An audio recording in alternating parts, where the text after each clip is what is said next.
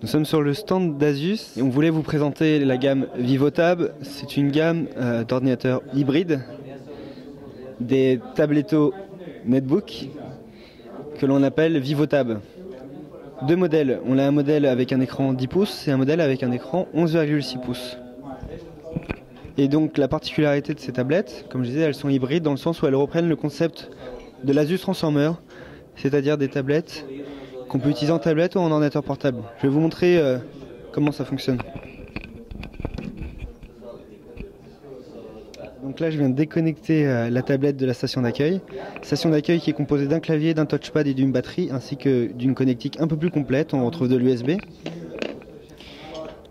Voilà, donc ça on connaît très bien parce que ça vient, c'est un héritage de l'Asus Transformer sous Android. Et donc là j'ai ma tablette que je reconnecte pour la transformer en mode netbook. Hop, donc là on sent que la tablette a vibré en fait pour dire que c'était connecté.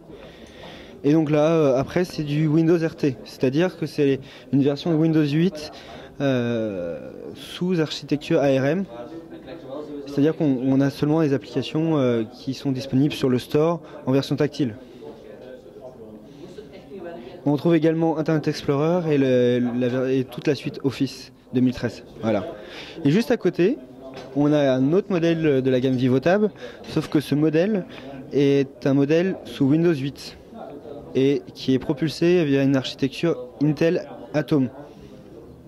La différence également, c'est que l'écran est un écran 11,6 pouces et on retrouve un stylet pour pouvoir utiliser l'écran tactile avec un stylet.